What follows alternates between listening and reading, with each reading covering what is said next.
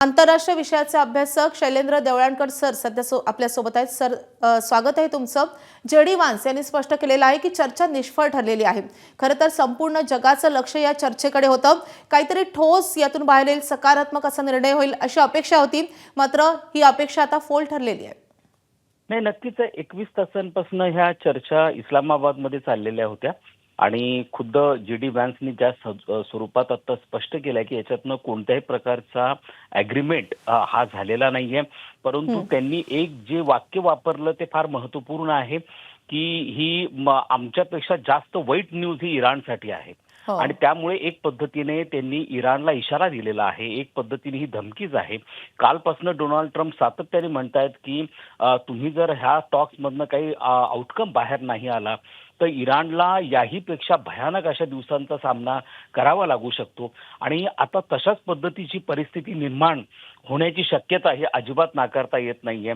महत्त्वाचा मुद्दा असा आहे की ज्या प्रकारच्या टर्म्स आणि कंडिशन या दोन्ही पक्षांकडनं परस्परांच्या पुढे टाकल्या गेल्या होत्या त्या ऍक्सेप्टेबलच नव्हत्या।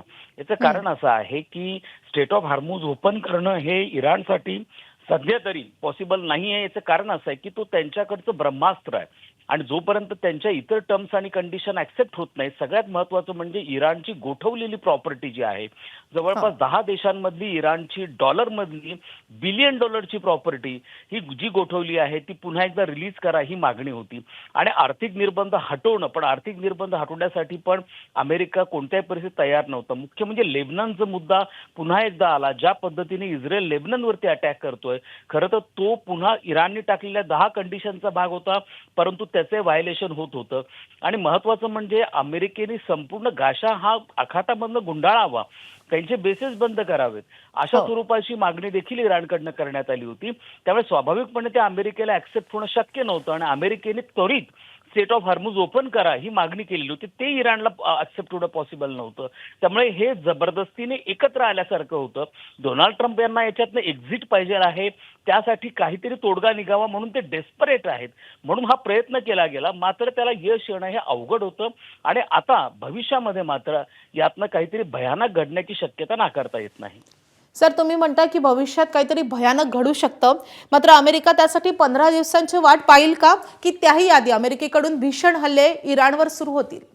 हे बघा, अमेरिकेने ज्या मरीन फोर्सेस त्या ठिकाणी उतरवलेल्या आहेत, मरीन ही अमेरिकेची स्पेशलाइज ब्रँच आहे जी ग्राउंड फोर्सेस संदर्भामध्ये ज्या वेळेला अशा स्वरूपाचे छोटे ऑपरेशन्स करायचे असतात त्यासाठी त्यांनी तिथं मरीन फोर्सेस आणि पॅराट्रुपर्स दोन्ही पण साधारणतः 3,500च्या घरात त्यांनी उतरवलेले आहेत, मात्र ते अजूनही ऍक्शनसाठी रेडी नाही आहेत, कारण त्या संदर्भामधली जी प्रिपरेशन असते ती पाहिजे होती आणि म्हणून काही अभ्यासक असाही दावा करत होते की डोनाल्ड ट्रम्प या चर्चेचा दावा करत आहेत किंवा दिखावा करत आहेत जेणेकरून इराणला चर्चेमध्ये गुंतवून ठेवून काही काळ गाफील ठेवायचं आणि त्या दरम्यानच्या काळामध्ये मरीन्स हे आपली ऍक्शन घेण्यासाठी पूर्णपणे तयार होतील आणि मग खर्ग आयलंड टेक ओव्हर करणं असेल किंवा इराणमध्ये पूर्णपणे ग्राउंड फोर्सेस उतरवणं असेल, असा ऑप्शनचा विचार ते करू शकतात, अशाही पद्धतीचं मत काही अभ्यासकांकडनं व्यक्त केलं जात होतं। मला असं वाटतं की अजूनही त्यांच्याकडे थोडासा प्रयत्न करू शकतात,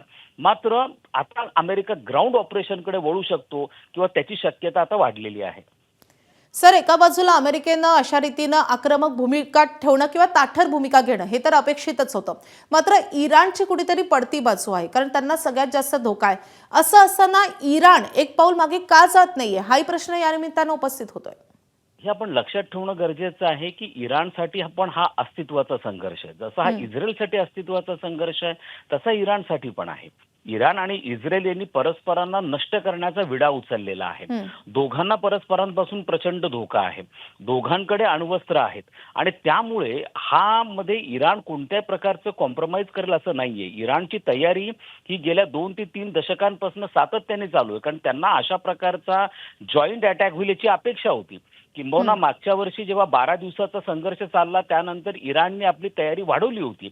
इराणवरती गेल्या 10 वर्षांपासून आर्थिक निर्बंध असल्यामुळे त्यांनी त्या काळामध्ये याचे परिणाम काय होऊ शकतील किंवा अजून कोणतं स्फोटक रूप ही परिस्थिती घेऊ शकेल या अनुषंगाने तयारी व्यवस्थित केलेली होती। आता मुद्दा असा आहे की अनपेक्षितपणे इराणनी ज्या पद्धतीने गेल्या 30 दिवसांमध्ये ह्या संपूर्ण संघर्षामध्ये आपलं एक वेगळं रूप जगाला दाखवलं आहे, ज्याच्या माध्यमातून स्टेट ऑफ हार्मुज बंद पाडणं असेल, दिओ गार्शियावरती 4000 किलोमीटरचं बॅलिस्टिक मिसाईल टाकणं असेल, अरब देशांमधले अमेरिकन बेसेस उद्ध्वस्त करणं असेल, ऑइल रिफायनरीजवरती अटॅक करणं असेल, या गोष्टी इराणकडनं अपेक्षित नव्हत्या. आणि ज्या पद्धतीने धक्का हा दिला गेलेला आहे, यातनं असं दिसून येतं की इराण हा कन्सिलिटरी स्टँडमध्ये नाहीये, कन्सिलिटरी मूडमध्ये नाहीये, कॉम्प्रोमाइज करण्याच्या मूडमध्ये नाहीये. किंबहुना मी तर असं म्हणेल की इराणचा अप्पर हँड आहे या संपूर्ण संघर्षामध्ये, आणि त्यामुळे इराण टर्म्स आणि कंडिशन डिक्टेट करतो आहे, ते डिमांड करतायत. काल स्पष्ट केलं त्यांच्या उपपरराष्ट्र मंत्र्यांनी की आम्ही काही कोणती मागणी करत नाही होतो, आम्ही या सगळ्या गोष्टी डिमांड करतो आहोत आणि तुम्हाला ती डिमांड पूर्ण करावी लागणार आहे. अशा स्वरूपाचं वक्तव्य जर एखाद्याकडे येत आहे, त्यातनं कॉन्फिडन्स दिसून येतो की इराण जो आहे अजूनही मोठ्या संघर्षाच्या तयारीमध्ये आहे. ते असं म्हणतात की आम्ही फक्त ट्रेलर दाखवलंय, अजून पूर्ण चित्रपट बाकी आहे, आमच्याकडचे बॅलिस्टिक मिसाईल अजून इंटॅक्ट आहेत. यातनं हे स्पष्ट होतं की इराण अजूनही मोठ्या संघर्षाच्या तयारीसाठी पूर्णपणे तयार आहे, किंवा ती तयारी करण्याच्या दृष्टिकोनातनं त्यांची ऑलरेडी रणनीती आखली गेलेली आहे. नक्कीच. आणि त्यामुळे आता अमेरिकेचं आणि इराणचं पुढचं पाऊल नेमकं काय असणार आहे पाहणं तितकंच महत्त्वाचं असणार आहे. सर, या संदर्भात तुमच्याकडून वेळोवेळी आम्ही अपडेट घेत राहू. सध्या धन्यवाद ते सगळं सविस्तर विश्लेषणासाठी. एबीपी माझा, उघडा डोळे बघा नीट.